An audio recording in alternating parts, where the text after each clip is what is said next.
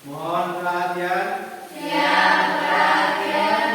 Sebelum melakukan pembelajaran, ada baiknya kita berdoa terlebih dahulu. Berdoa, mulai.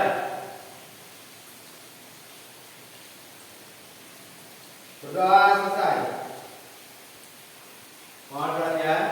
Ya, perhatian. Cek kerapian.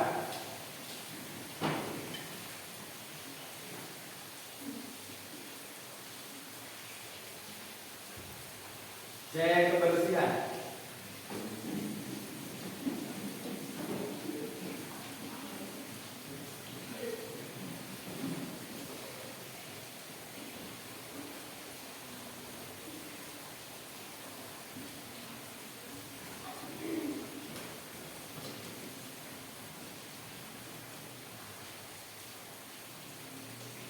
Silakan duduk kembali.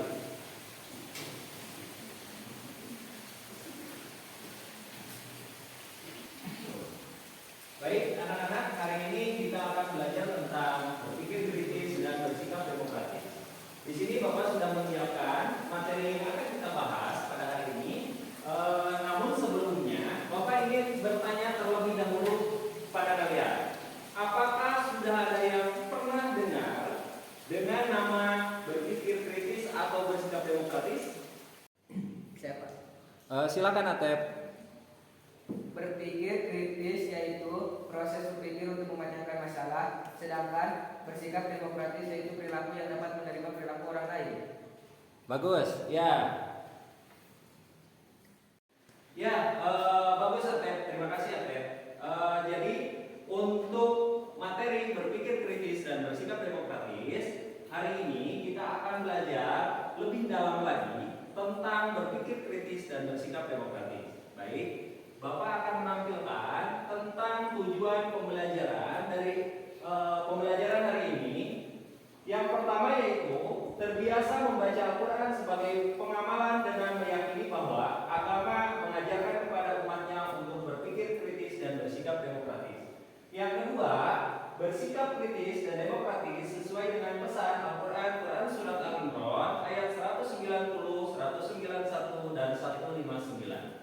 Selanjutnya, menjelaskan cara membaca Al-Quran, yaitu Quran Surat Al-Imran ayat 190, 191, dan 159. Kemudian, mengidentifikasi hukum bacaan tajwid yang terdapat di dalam Quran Surat Al-Imran tersebut. Selanjutnya, menerjemahkan Quran tersebut.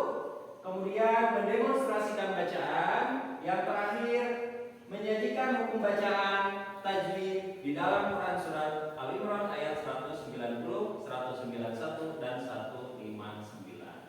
Jadi itu tujuan pembelajaran kita hari ini.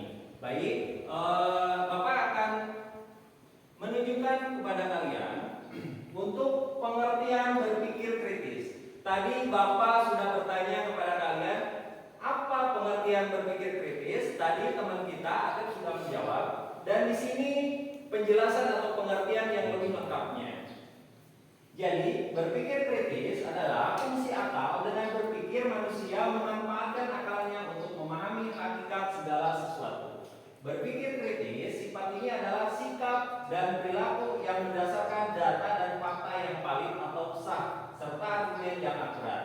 Warga negara yang demokrat hendaknya selalu bersikap kritis baik terhadap kenyataan empiris, realitas, sosial budaya, dan politik, maupun terhadap kenyataan supra empiris, agama, mitologi, dan kepercayaan. Jadi itu pengertian bersikap kritis secara lengkap.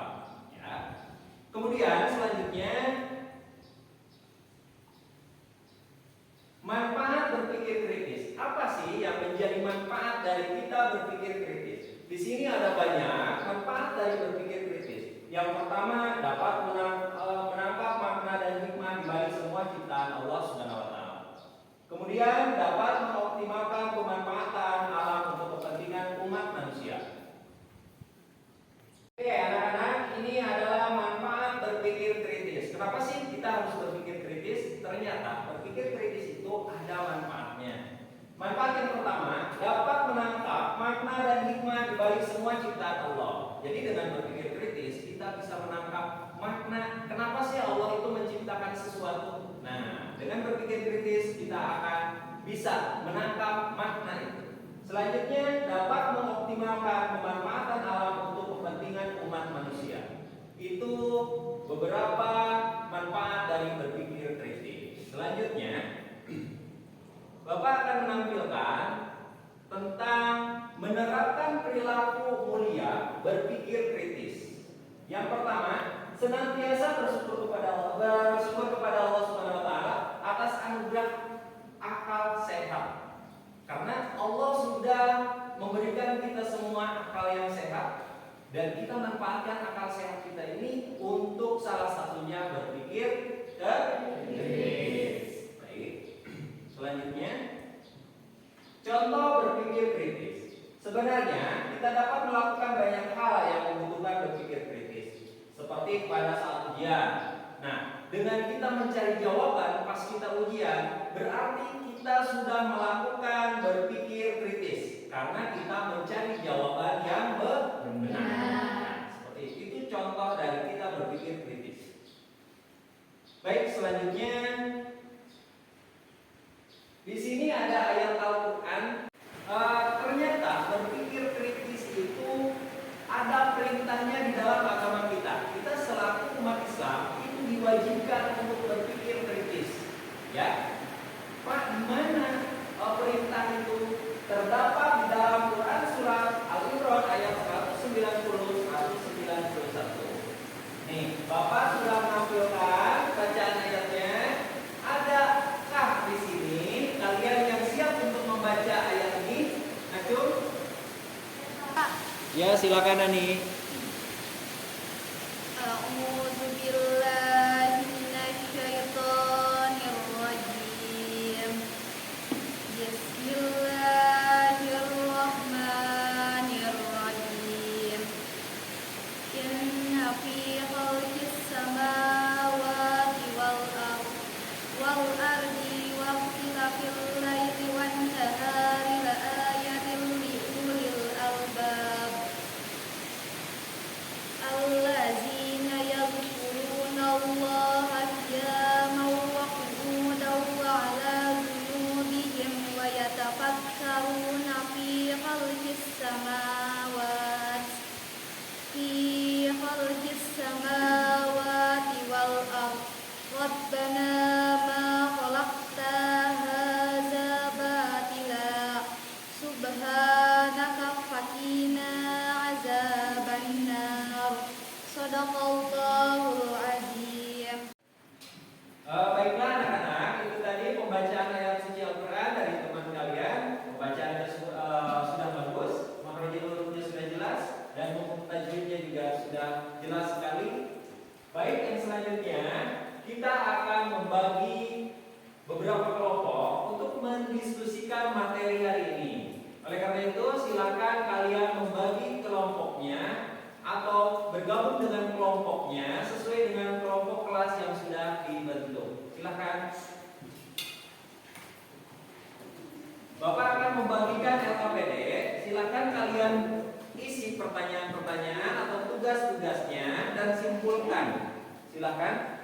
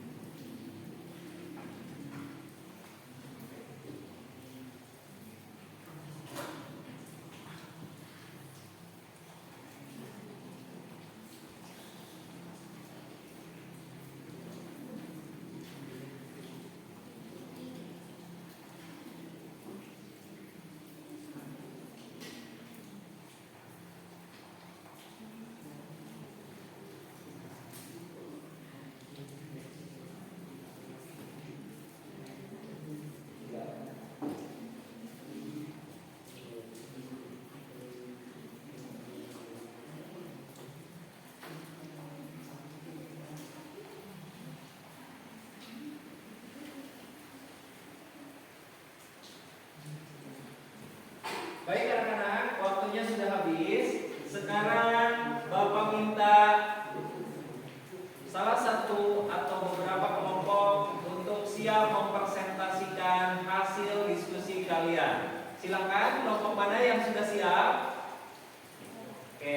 Silakan maju ke depan.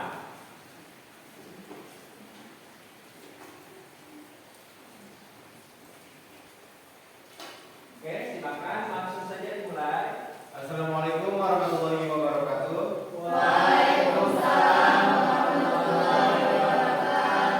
Kami dari kelompok 2 akan mempresentasikan hasil diskusi dari kelompok kami.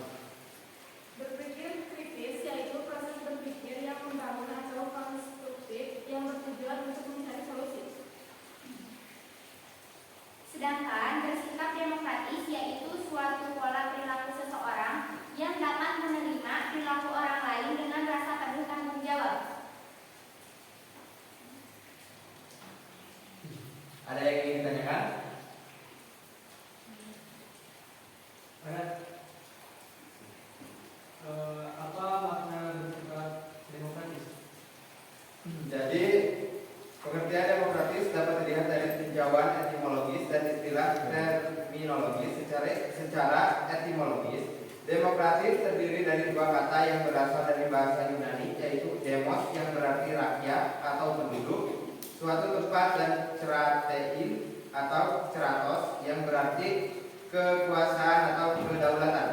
Adapun secara terminologis, demokrasi adalah bentuk mekanisme sistem pemerintahan suatu negara sebagai upaya mewujudkan kedaulatan rakyat atas negara untuk dijalankan oleh pemerintahan negara tersebut. Cukup? Jika cukup, mungkin sekian presentasi dari kami. Kurang dan lebihnya mohon maaf. Wassalamualaikum warahmatullahi wabarakatuh.